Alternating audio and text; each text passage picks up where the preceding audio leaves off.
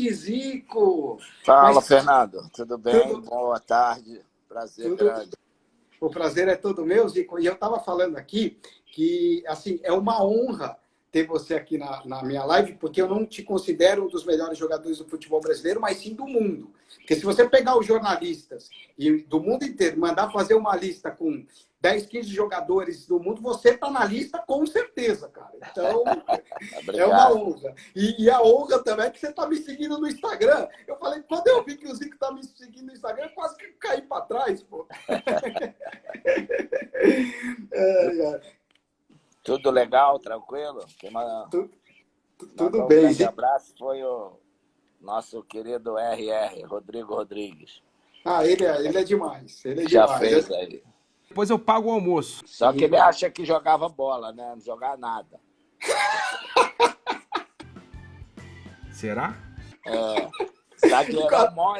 Zagueirão mole de ser driblado.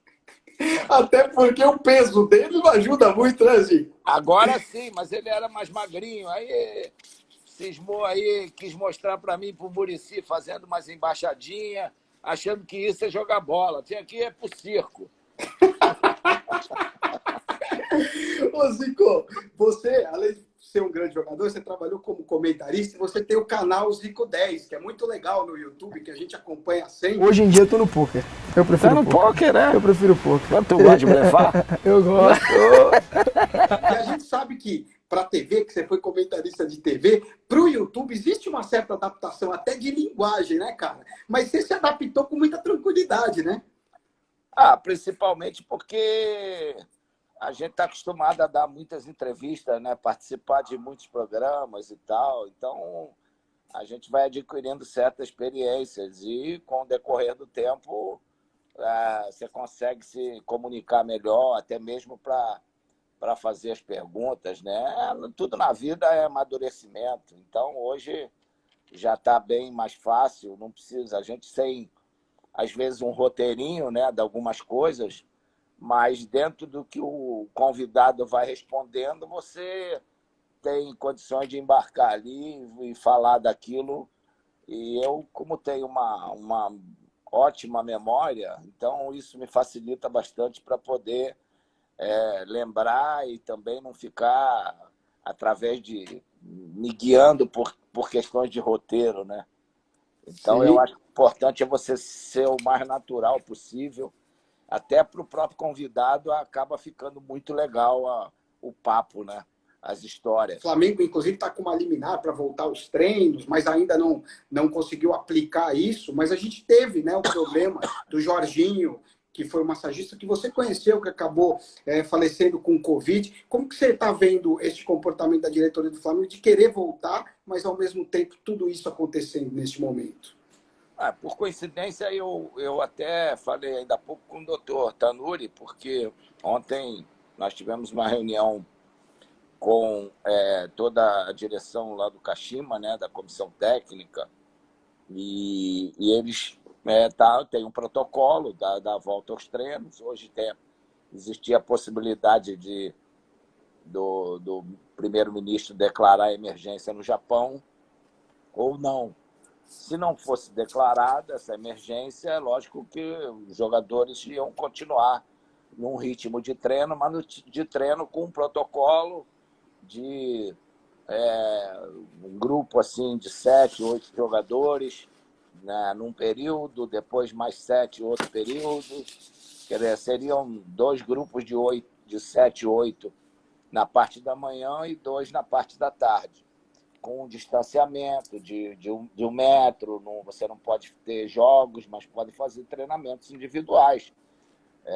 Você pode fazer diversos treinamentos que os jogadores não se esbarrem, não se juntem. Então, o próprio médico estava querendo saber o protocolo aqui do Flamengo. Se o Flamengo, eu falei com o doutor Tano, disse, não tem problema nenhum, até se ofereceu para fazer uma teleconferência com o pessoal de lá. E a situação é essa, né? O Flamengo, os times brasileiros querem voltar aos treinamentos e nessas condições.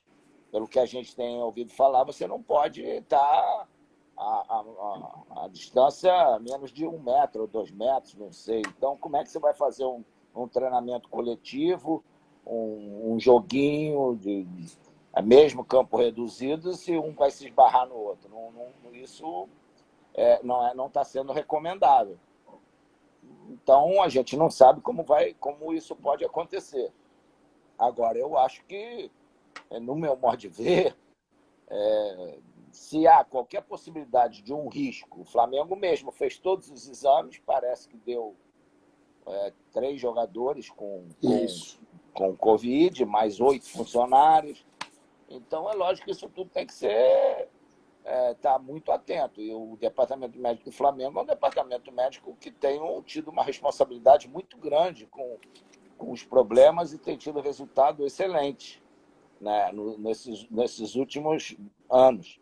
Então, eu acho que só tenho certeza que só vão voltar se tiver uma segurança total em relação a não ter problema com os atletas e nem com os funcionários, todos aqueles que envolvem, né, e que precisam ali. Tem muitos desses funcionários, assim como era o Jorginho, que é do grupo de risco.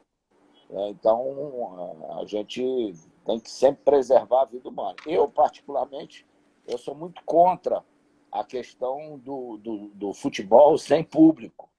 Então, o que todo mundo está querendo aí, a volta do futebol, lógico, sem público, isso é bom para a televisão, que dizem. Eu, por exemplo, não paro 5 minutos para ver um jogo sem público na televisão. Então, isso é uma coisa pessoal minha. Por mais que o jogo seja importante, eu acho que não falta emoção, falta, né, aquilo que é o grande patrimônio dos clubes, que é a torcida. Então, eu acho que esperar mais 1 mês, 2 meses, eu acho que, já que ninguém teve culpa de nada e todo mundo está no mesmo barco, eu acho que isso pode muito bem ser superado com a boa vontade e com o apoio um do outro, com a união entre todos, para que a gente possa superar esse momento tão difícil que a gente está vivendo. Com certeza, eu concordo com você. Também não gosto de jogo sem torcida, não. Até para a gente trabalhar é ruim, Zico, porque não tem aquela atmosfera, o jogo ele fica muito frio, é muito complicado mesmo. Você tem toda a razão, concordo com você. Não é legal, não. Agora, Zico, você vestiu aí a nova camisa do Flamengo, aí você gostou da nova camisa do Flamengo? Tá voltando às origens, Gostei, muito bonita, é legal, e esse é um dos uniformes que eu mais gosto, que é aquela camisa número 2, a branca, né, que tinha uma listra aqui preta e outra vermelha com escudo no meio. É uma camisa que eu lembro que muita gente falava muito a respeito de superstição, que o Flamengo, quando jogava de camisa branca, não era legal e tal. E na nossa era não teve nada disso. Nós ganhamos muitos títulos, inclusive o maior de todos, com a camisa branca. Então, a gente acabou com essa questão desse mito aí de que camisa branca não dava sorte para o Flamengo. Eu ontem, inclusive, postei, toda quarta-feira gosto de postar gols de falta, e botei um contra o América, que foi meu primeiro gol assim, de falta numa decisão, que aquele jogo foi a decisão do terceiro turno do Campeonato Carioca. Estava 1-1 e eu fiz o gol de falta e a gente ganhou 2-1, fomos para as finais com o Vasco e América e ganhamos o campeonato. Magistral Zico cobrou com perfeição no ângulo esquerdo de Rogério. Maracanã, dezembro de 74, Flamengo do Menininho Zico 2, América 1. Aquele foi com a camisa branca, então foi muito legal. Tem nada de dar azar, não. Você falou aí de gol de falta. Hoje a gente está em falta, né? Batedores. Não tem mais grandes batedores no futebol brasileiro. Você foi um dos maiores que existiu. E você fez muito gol e na Udinese de falta também, não só no Flamengo. Por que falta batedores de falta com categoria, na sua opinião, aqui no Brasil, hein, cara? Existem bons batedores. O problema é que eles não treinam, né? O futebol não é só você saber bater, só saber jogar. Você sabe fazer gol, mas se você não treinar a finalização, não treinar o cabeceio, não treinar o passe, o chute, a coisa também não sai 100%. Deus dá um dom para a gente, mas você tem que procurar aperfeiçoar também. E a falta nada mais é do que isso. É a questão do Oscar, que é um dos maiores exemplos disso em termos de basquete. Ele sempre disse, eu arremessava lá 500 vezes aquilo, aí chegar a um ponto que de olho fechado ele já sabia como ele botava lá para dentro. Então, isso aí não é só no futebol, nem no basquete, é no vôlei também. Quantas bolas o levantador tem que fazer isso, o cara tem que cortar de diversos lados. Então, isso tudo você faz no treinamento. E quanto mais você repete, mais afiado você fica, mais natural você fica. Então, eu acho que uma das coisas que falta hoje é essa intensidade no treinamento. Porque eu vejo que muita gente sabe bater na bola. Então, eu acho que cabe também ao treinador, cabe a iniciativa de observar, aquele cara ali bate bem na bola. Então, a falta pode ser importante e pode te decidir um título. Os jogos. Sim. E hoje, olha, que tem muito mais falta do que antigamente. Que hoje os espaços estão curtos, toda hora nego faz falta ali na entrada da área, fica olhando. Agora, o pessoal não está caprichando tanto e você vê, a própria seleção brasileira passou aí, acho que quase 4 anos sem fazer gol de falta. Sim. O Flamengo está 2 anos sem fazer gol de falta. Então, e seleções e clubes que tiveram grandes batedores. Eu acho que o último que teve, que tinha uma regularidade maior, que passou pelo Brasil, pelo nosso futebol, foi o Rogério Ceni. Depois que ele parou, nós não tivemos mais um cara que batia falta e que fazia gol, né? Que não basta só bater, tem que bater e fazer o gol. É verdade. Tem razão. Inclusive, por bater bem na bola, aquele gol do Rondinelli, em 78, Zico, que foi você que cobrou o escanteio para ele, né? Que eu acredito que, a partir daí, o próprio Rondinelli falou algumas vezes que mudou, né, o panorama do Flamengo a partir daquilo, tudo mudou, e você mesmo já chegou a falar sobre isso.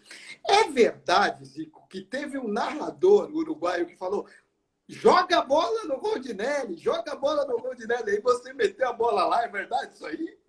Não foi narrador, não. O que aconteceu foi que nós tínhamos um amigo uruguaio, o Che, que era muito amigo do Ramírez, né, que o Ramírez, aquele uruguaio, ficou com a gente muito tempo.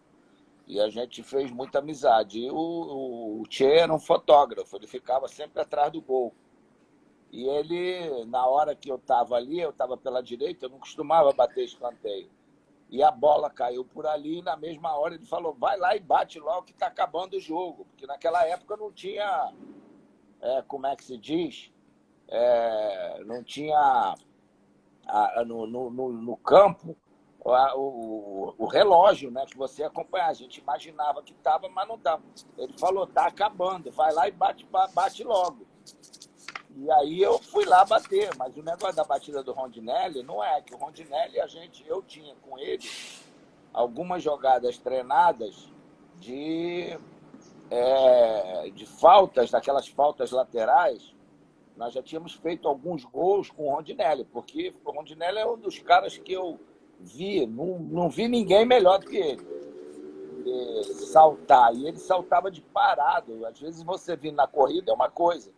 Então, se de parado ele saltava bem, imagina vindo na corrida. E aí, quando eu peguei a bola, que eu olhei, eu esperei um pouquinho, porque eu não vi o Rondinelli. Aí ele não veio, ele veio devagar, para não dar tempo do Roberto acompanhá-lo. Porque o Roberto sempre vinha com ele. E no momento que eu peguei a bola, que eu levantei a cabeça, ele partiu. No que ele partiu, eu procurei acertar ele, sem dúvida. Tanto é que foi uma batida mais de precisão do que propriamente para achar qualquer um. Eu só levantei a bola porque eu sabia que ele, disputando a bola, a possibilidade dele ganhar era muito grande. De qualquer um, né? O Flamengo tem menos de 5 minutos pelo tempo regulamentar. Lá vai Zico. Levantamento para Rondinelli, o toque de cabeça.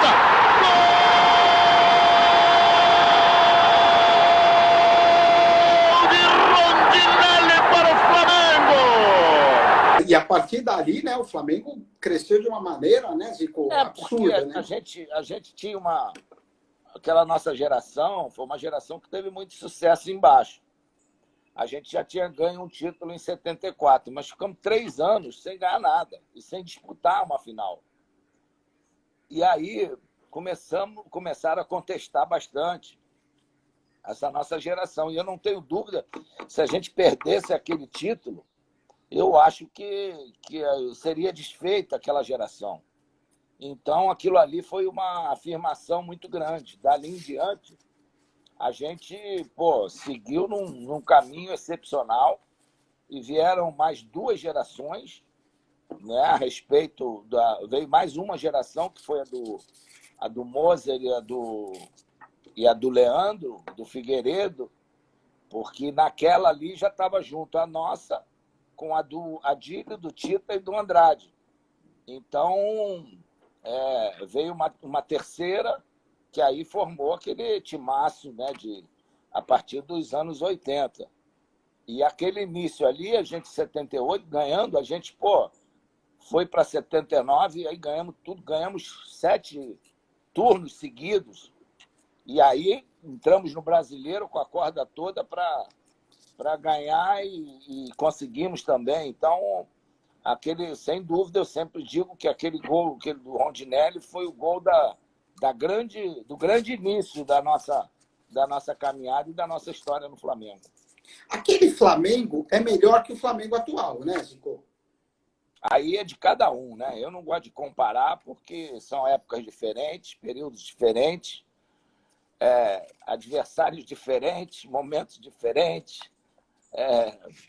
infraestrutura diferente, tudo mudou.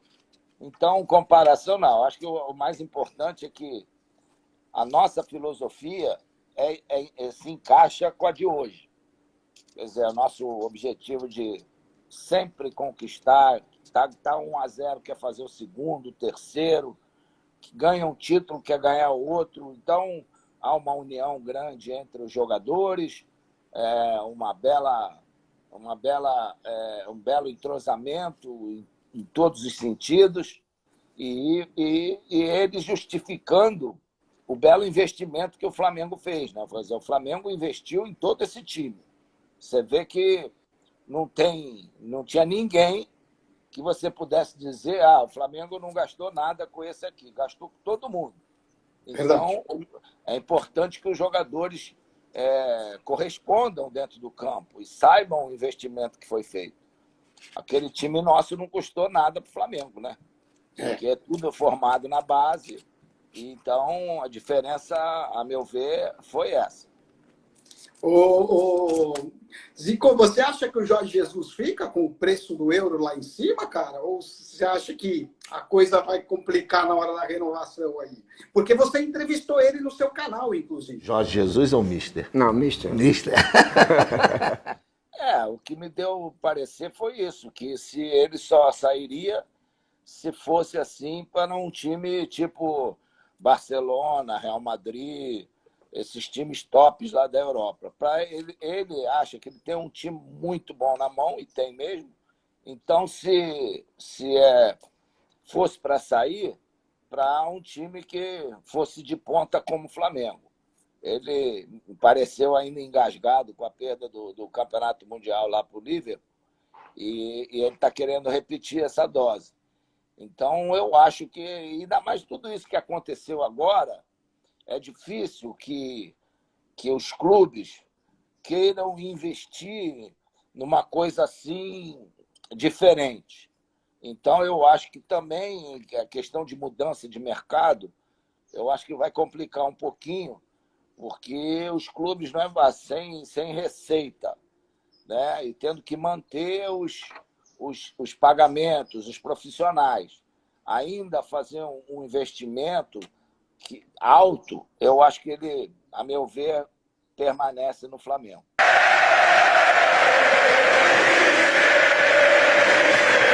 Você estava falando um pouquinho da história do Flamengo.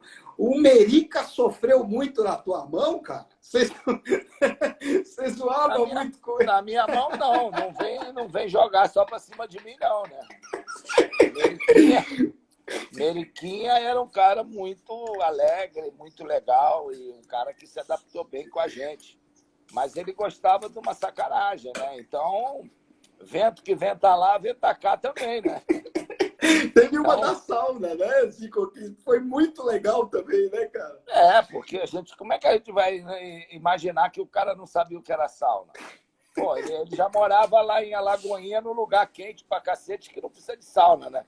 Então, aí a gente, tá lá, fomos lá fazer e o negócio que ele tava todo embecado, todo bonitinho e tal. Ele gostava sempre de ir pro treino todo arrumadinho, a gente até brincava, tu daqui vai sair, vai para Gandaia. Todo dia vem todo enfeitado para cá. E aí a gente chamou ele para ir lá na samba bater um papo e tal, e ele veio. E a gente trancou a porta e ficou lá. De repente começou a suar, né? E, aí falou, deixa eu sair daqui, vocês não tinham um lugar melhor, não? Um quartinho quente esse aqui pra gente conversar. Ai, sensacional. Mas, a gente, vamos descobrir, ele não sabia o que era sauna, então... Sensacional. E Zico, me diz uma coisa, dessas histórias, aí tem uma também que o Leandro contou, que é o seguinte, que você gostava de comer morango. E aí, num jogo contra o Botafogo, não tinha morango, e você falou assim, Fluminense. Com o Fluminense, você falou assim, se não tiver morango, meu filho não vai ter gol, não. Foi criada uma história dessa, né? De que, sempre tinha morango, eu gosto de morango, até hoje, adoro, né? Se puder ter um morango lá com chantilly, é uma delícia. E aí... a gente criou essa coisa, tem morango, tem gol, não tem morango, não vai ter, era um fla-flu. E aí a gente, eu falei, logo que nós chegamos na concentração, não era a época, e o administrador lá da concentração virou para mim, você vai me desculpar, mas a gente não achou morango, não tem e tal. Aí começa a brincar, né? Não tem morango, também não vai ter gol no Fla-Flu, não, e tal. E os caras ficavam desesperados, mas isso é totalmente brincadeira. Eu falei, seu Zé, não sei se era o seu Zé Antônio ou se era o Emílio na época, um dos dois. Eu falei, não se preocupa não, isso é história aí dos caras, fica tranquilo que não tem nada disso. Não, mas estão dizendo que você não vai jogar para fazer gol e tal. Eu falei, isso é brincadeira deles, para mexer. Aí, quando chegou no domingo, no dia do jogo, quando o Bosco, que era o supervisor, chegou, já foi logo falando com ele, né? Que o Bosco, tudo pra gente, não deixava faltar nada, né? E os caras aí, Bosco, domingo, hoje não vai ter gol, não tem morango aí e tal. Aí ele virou as costas e foi embora da concentração. Aí ele foi, ali perto da concentração Conrado, tem uma subida, a Estrada das Canoas, e ele foi lá e catou aqueles moranguinhos silvestres, que a gente chama de comida de cobra, e passou na supermercado e comprou um daqueles potinhos de chantilly, né? Aí, todo mundo, fomos para almoçar, aí todo mundo esperando, né? E agora? Ninguém levantou da mesa e tal. Aí, daqui a pouco, acabamos de comer, vem a sobremesa, cadê o morango? Cadê o morango? Aí o Bosco vem com um saquinho daqueles de supermercado, jogou assim na mesa, aquele moranguinho pequenininho, pegou, cheguei, tá aqui, o morango tá aqui. Eu fui catar lá, esse morango vai ter que ter gol hoje. Sensacional. Ainda bem que a gente ganhou de 4-0, eu fiz 2 gols. Aí já não tinha que o morango não ia deixar nunca mais. Comer morango aí pro resto da carreira. Pô, pro resto da vida tinha que ter morango. Podia faltar tudo, carne, peixe, mas não podia faltar morango. Ô, Zico, na final da Libertadores contra o Cobreloa, os caras entraram com pedra. E, inclusive, teve um jogador que tentou passar a mão em você. É verdade isso aí? E o Carpegiani falava para você, quando o cara bater em você, você tem que dar outra face. É verdade tudo isso aí? É isso aí. Isso foi o Carpegiani que me ensinou, né? Dentro do campo, o macho é aquele que o cara dá um tapa na cara, tu vira o outro para ele. Mas não foi no primeiro jogo que eu fui bater uma falta, quando eu abaixei para botar a bola, o cara tentou dar uma dedada, né? Aí eu, aguentei para não dar uma porrada nele, né? Mas tudo bem e tal, ainda brinquei depois, no final do jogo, tu me dá o telefone, tá?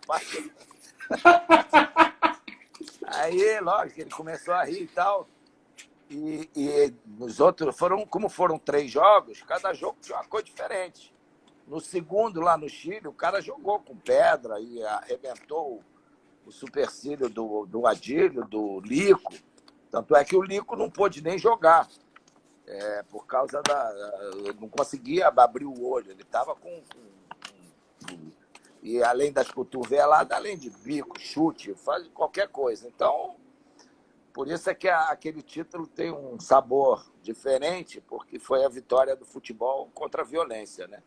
Mas, isso aí acontece muito, né? De nego jogar coisa, às vezes já jogando em campo ruim, eu já vi nego pegar a areia e tentar jogar na tua cara na hora que você vai cabecear, e fazem o diabo. E aquele ano vocês ganharam tudo, né? E aí você estava até citando do Liverpool e tal, que você assistiu, inclusive, esse Mundial de pijama, né, Zico? Do Flamengo esse último. Mas, pô, aquele jogo vocês arrebentaram. O Liverpool não deu nem pro cheiro, né, cara? 3-0 e foram no baile. A gente teve a felicidade que tinha um amigo nosso que acabou virando o grande colaborador do Coutinho e foi, inclusive, um observador da seleção brasileira, né? Na época todo mundo chamava de espião, o Jairo Sampaio, que ele tinha coleção de tudo. E ele, naquela época, não tinha assim muitas informações de vídeo e tal, e ele tinha coleções de revista, de jornal.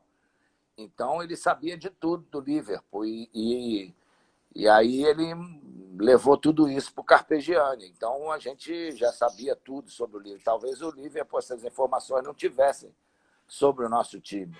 Pensamento positivo em todo o Brasil. Partiu Zico, bateu, soltou o goleiro. Fechou também Lico, Adílio. Gol!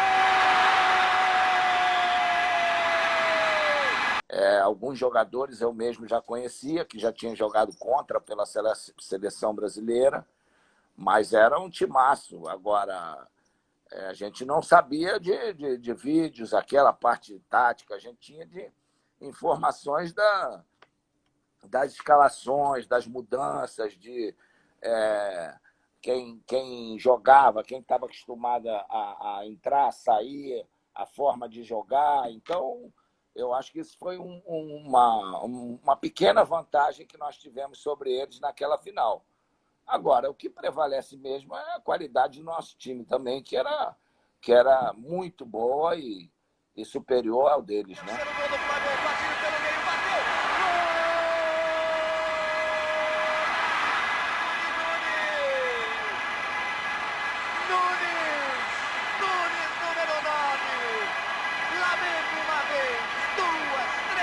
É bem diferente de hoje, né, Zico? Porque hoje o cara vai jogar contra qualquer time e o cara vê televisão e tudo passa na televisão. Naquela época não tinha isso, né? Não tinha, exatamente. Então você sabe tudo. Você tem vídeos, você tem as informações todas. E eu acho que esse último jogo agora houve uma desvantagem grande. E sempre isso existiu por parte dos times sul-americanos, principalmente quando os brasileiros vão lá para as finais, que é ser o último jogo da temporada, né? Porque enquanto os europeus estão no meio, estão no melhor da sua condição, os brasileiros estão aí de um desgaste muito grande, doido para entrar de férias. E eu acredito que isso pesou até mesmo, por exemplo, em algumas substituições que o Jorge Jesus teve que fazer, porque alguns jogadores já estavam esgotados. E indo para a prorrogação, poderia ser pior ainda. Então, eu acho que por mais que você tenha gana, vontade, superação, mas pô, chega um ponto que a coisa complica mesmo, que você quer ir, mas as pernas não aguentam, né? Ainda mais um jogo final, que a tensão psicológica também é grande. Você é a favor de igualar o calendário com o europeu? Você até estava falando, né, que chega no Mundial, a gente estava no final e eles estão no meio da temporada. Você acha que seria legal igualar o calendário ou não? Eu acho que tem que ser para os dois lados, né? Porque só nós igualarmos e eles não.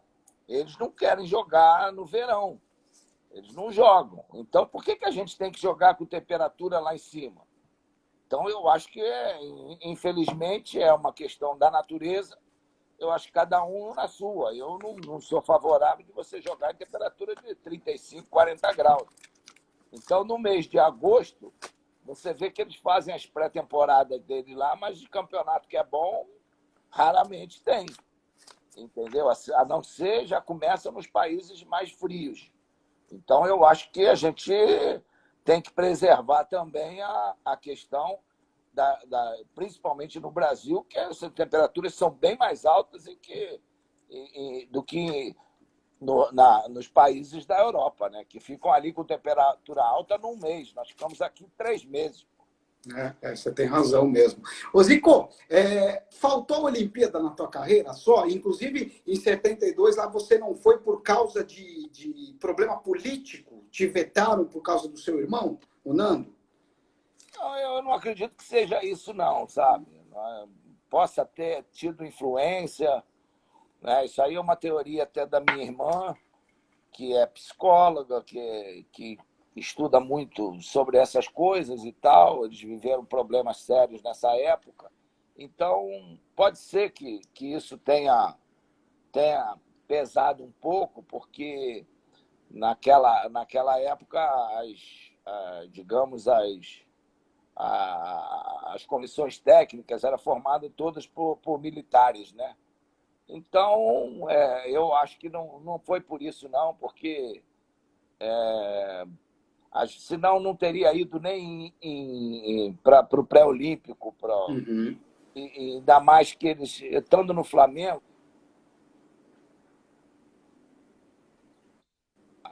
para alguma coisa, e já jogando no time principal do Flamengo, eu acho que não ia ter essa questão política envolvida, não. Eu acho que foi mesmo empolgação, talvez.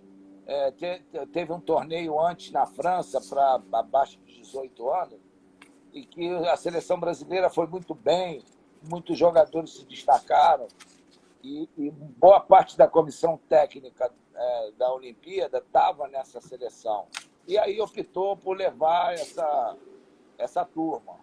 O que eu fiquei mais chateado, que achei uma sacanagem sem tamanho, foi que o técnico foi ao Flamengo e pediu, porque eu estava sem jogar, sem treinar, nos meses de janeiro e fevereiro, e ele foi lá no Flamengo e pediu que eu voltasse para a categoria de base para jogar. E eu voltei, joguei, fomos campeões, eu fui artilheiro, e aí eu não fui convocado. Então, o técnico, aí eu vi que o técnico, coitado, foi deixado de lado também. Os militares tomaram conta e até ele foi deixado de lado. Ficou provado que ele não teve nenhuma interferência na própria convocação. Os caras mesmos que convocaram todo mundo, um grupo ali de pessoas que naquele momento estavam na Escola de Educação Física, eles predominavam a CBD na época.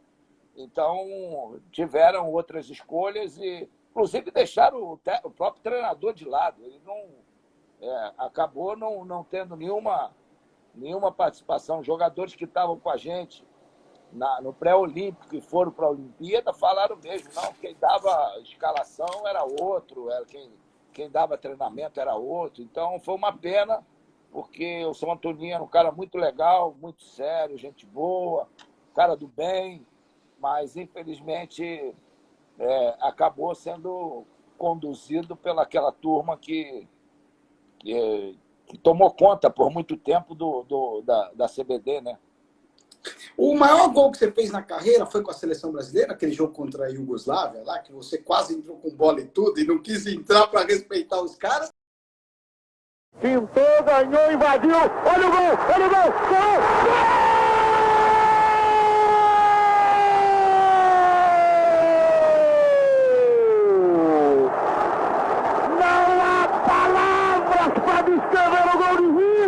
Ou tem algum outro que você considere o mais bonito? Eu acho que tem. O mais bonito para mim foi no Japão. Foi lá no gol que eu fiz com o Escorpião. Escorpião. Então aquele que é difícil, né? Você vai ver na história do futebol, se tiver 5 parecidos com aquele, eu acho que é muito. É difícil fazer um gol daquele, numa situação daquela, que não acontece sempre para você fazer. Então, para mim, aquele é o mais bonito.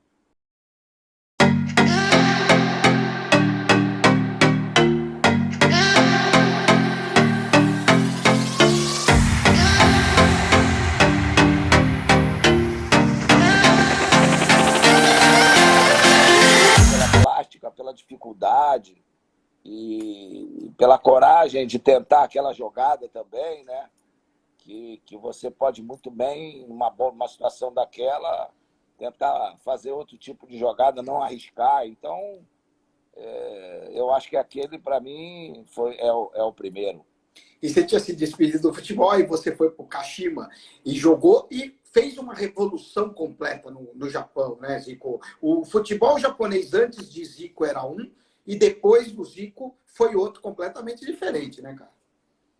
Porque eles quando eu fui para lá, eles acreditaram numa mudança e me levaram para lá para tentar mostrar uma experiência de profissionalismo. O futebol tinha jogadores profissionais, muitos brasileiros que já jogavam lá, mas era um futebol amador, principalmente para os japoneses. Os japoneses que jogavam naquela época não se dedicavam só ao futebol, eles tinham eles trabalhavam nas fábricas, então eram funcionários, chegavam, o treinamento tinha que ser o horário após as fábricas, então muitos não eram liberados.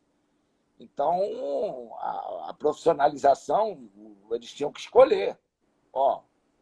Então, a chegada, poucos jogadores que jogavam já, que trabalhavam, um número muito pequeno de jogadores seguiram no profissionalismo. Os caras tinham tempo de trabalho, não iam querer perder aquilo.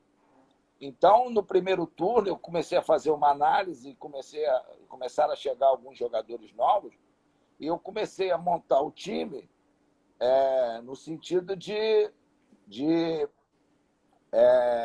por exemplo, os jogadores que iam continuar como profissionais de futebol.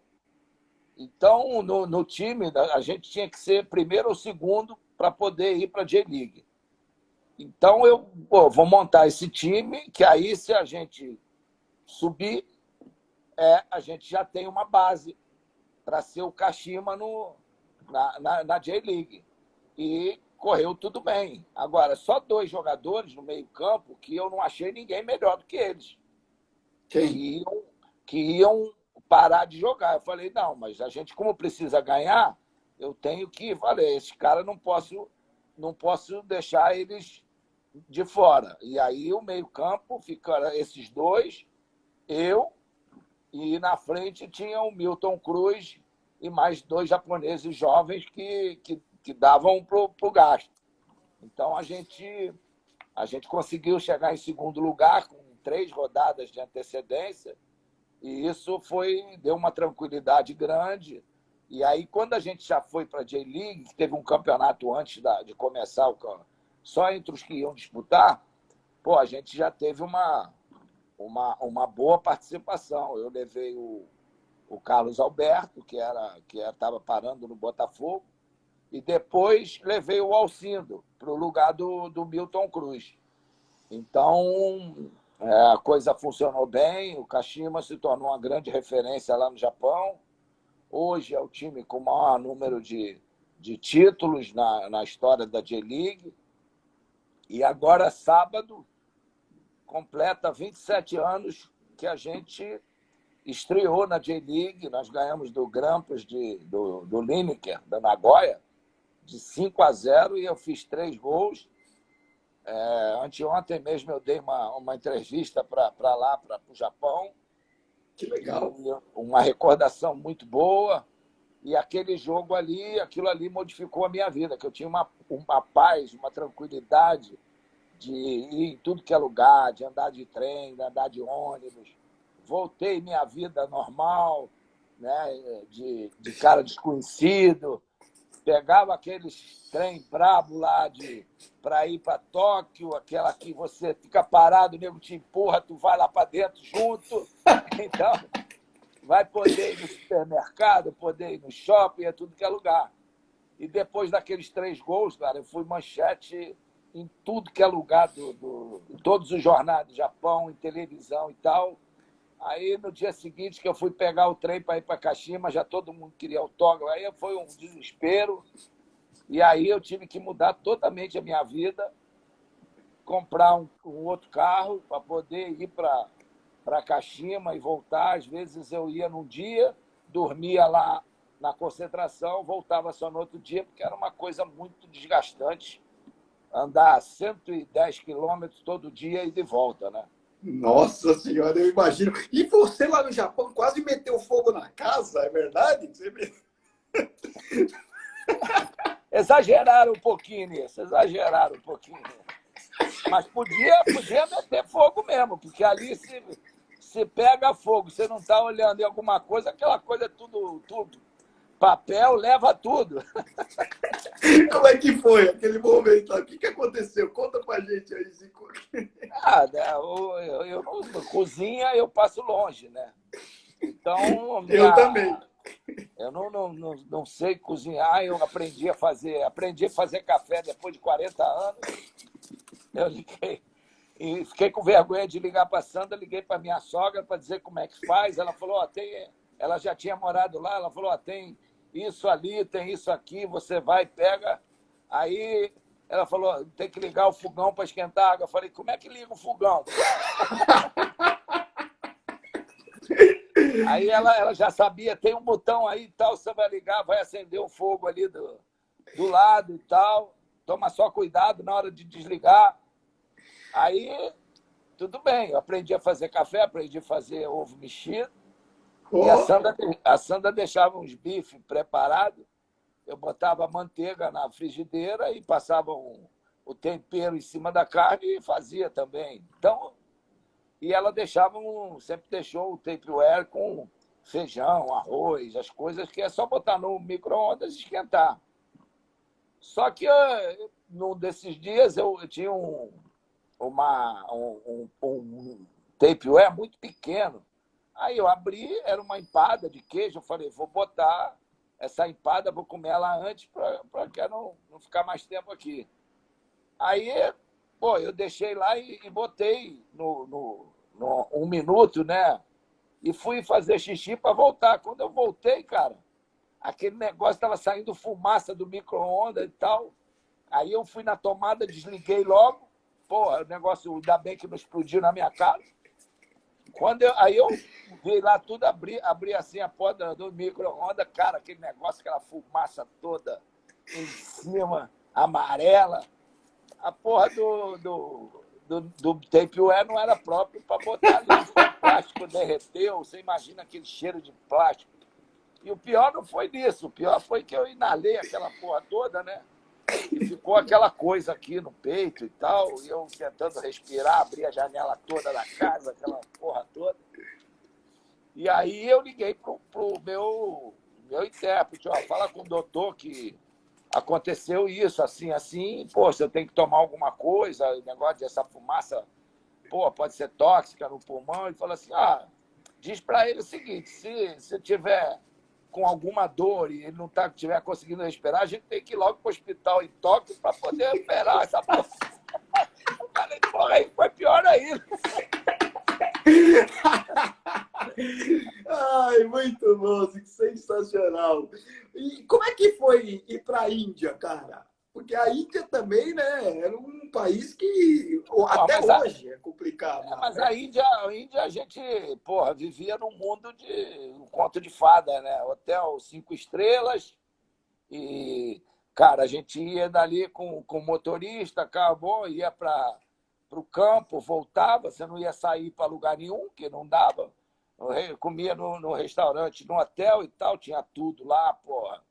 Então, você vivia dentro de um hotel 5 estrelas e quando ia para outros lugares, o hotel era 5 estrelas também. Então, foi tranquilo, mas andar pela rua e ver as coisas, a gente depois descobriu praia, que a gente ia, mas era realmente um pouquinho complicado a vida, a parte de higiene, a parte de dificuldade dos caras, um país que ainda vive sob casta, e aí, cara,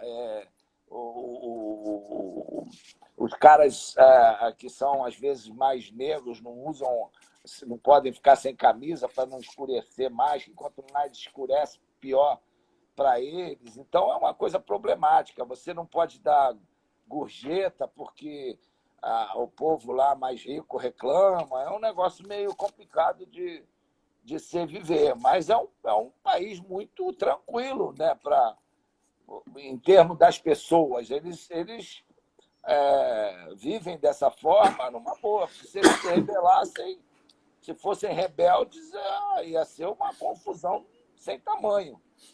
Mas é aquele negócio, você vê gente morando na rua e do lado um hotel 5 estrelas, 10 estrelas. Então, é uma diferença na sociedade muito grande. Mas foi uma experiência legal. O problema maior é que no meu hotel, no meu quarto, apareceu um rato lá de noite que aí foi complicado. Meu rato ensinado, ele sabia. Eu cheguei um dia, a maçã estava no chão, aí eu falei, porra, maçã no chão, com dentada. Eu falei, porra, sacanagem, será que veio alguém aqui, comeu um pedaço e jogou fora e deixou aqui no chão? Cara, aí eu chamei o cara do hotel e falou assim, não, isso aqui foi o rato. Eu falei, rato? Porra, a maçã estava em cima lá da mesa, tá no chão aqui, o rato pegou a maçã e levou até lá. Cara, aí de noite eu tô deitado e tô escutando aquela... Tinha um intervalo entre a cama e a sala e, pô, tinha meio que não era uma parede, né, mas de madeira. E tinha uns vãos que aquela madeira, uma porta de correr, para os dois lados. Aí eu fui ali, meti a lanterna, porra, aquela porra toda cheia de cocô de rato e tal. Aí os caras vieram, botaram ratoeira. Eu falei, eu não fico nesse quarto nem a pau mais, pô. E aí foi para cima, né? Nem que a vacatuça que eu vou ficar aqui, pô. E lá você não pode matar, né? Os caras lá tem rato ensinado, que os ratos tem um local lá que você vai, os ratos ficam tudo por lá e tal. E aí tá tudo bem, vamos embora. Sensacional. A gente está acabando, faltam 10 minutos, mas ainda dá mais uma perguntinha. Zico, você pediu para não ir na Copa de 86 por causa que você não estava bem fisicamente por causa daquela contusão, é verdade? É verdade, pedi sim. Foi um erro meu que não respeitei o que meu coração estava pedindo para não ir. Já tinha pedido depois, pedi de novo no México, quando foi o Moser para ir operar, eu sabia, eu tinha uma lesão grave de ligamento cruzado, tinha que fazer uma cirurgia. E aí resistia com um problema de musculação e tal. Então, quando eu me machuquei no Paraná contra o Chile, nós fomos para São Paulo, eu fiz uma reunião com a comissão técnica, com a direção, e pedi para não ir. E eles acharam, tinha que ir e tal, e aí deu no que deu, né? Acabei, a marca ficou daquela porra, daquele pênalti lá, que todo mundo enche o saco. Então, poderia não ter passado por aquilo, né? Mas trabalhei, me esforcei ao máximo, fiz tudo o que o departamento médico pedia. Pessoas que trabalharam comigo, principalmente Moraci Santana, foi um anjo ficar comigo, ficava sempre 2 horas ali treinando todo dia para fazer o reforço. Então, nos tornamos grandes amigos, né? Depois levei para trabalhar comigo na Turquia, na Índia. Então, foram momentos assim de muita luta para superar aquilo e acabando não rendendo nem a confiança do próprio treinador, que via, acompanhava de perto o trabalho, de poder jogar de início, sempre entrando depois do jogo e tal.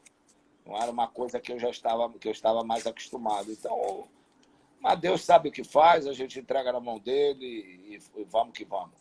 E o Ronaldo Fenômeno, Zico, também deu uma declaração não faz muito tempo, agora numa live uns 3 dias, falou assim: eu aprendi a chutar com a perna esquerda por causa do Zico. Porque eu vi um treinamento que ele colocou na televisão, numa reportagem, que ele ficava chutando na parede com a perna esquerda. E eu acabei fazendo não sei quantos gols com a perna esquerda por causa do Zico. Como é que você recebe esse tipo de informação do Fenômeno aí? Isso são coisas. Gratidão é um sentimento dos mais importantes na vida das pessoas, né? Então, a gente fica muito feliz com isso, e principalmente pelo fato de ser um cara da tua profissão, você ter sido referência para pessoas como essa, como ele, é muito gratificante. Então, ele sempre nunca escondeu né, o fã que ele era a meu respeito.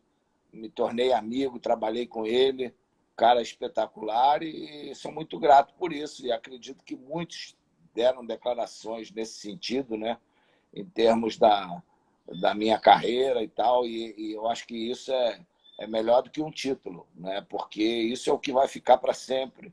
São situações que você deixou aí para o pessoal sobre a carreira, sobre a minha vida. Então, foi muito bacana isso. E esses sentimentos, você nota que são sentimentos verdadeiros, e isso nos deixa muito feliz, lógico. Para finalizar com você, Zico, você escalou uma escalação. Eu até peguei uma colinha aqui, que você escalou uma escalação com o Zé aqui. Para o Tony Assis no Facebook: Zé Carlos, Zé Maria, Zózimo, Zé Carlos II, Zé Roberto, Zé Mário, Zizinho, Zico, Zé Roberto, Zé Carlos, Zinho. Técnico Zagallo, auxiliar Zé Ricardo. Foi a primeira vez que você se escalou num time, né, cara? É verdade, porque nesse daí são muito poucos jogadores com a letra Z, né? Então, é para voltar a fazer a dupla Zicozinho, né?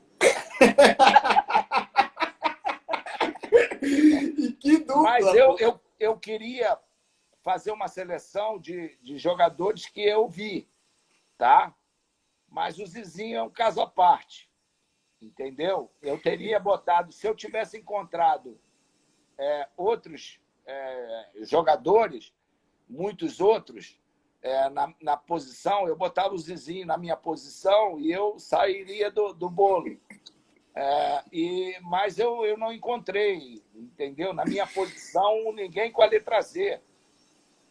E botei também um zagueiro, não achei zagueiro. O único zagueiro, né, que eu achei foi o José Carlos, que mesmo se ele só não tivesse outros, ele seria, porque jogou comigo e era um jogador espetacular, José Carlos II.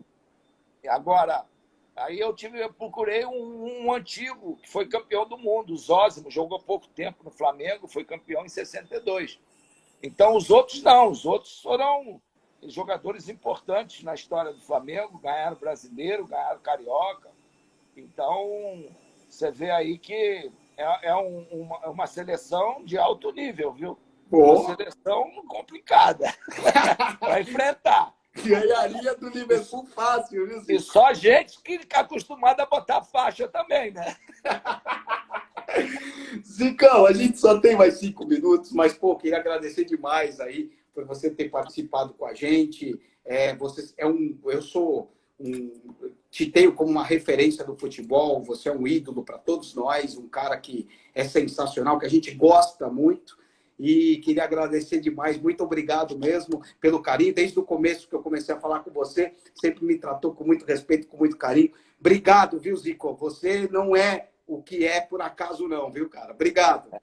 Tá bom, obrigado. É um prazer grande falar contigo. Sucesso para você aí na tua carreira.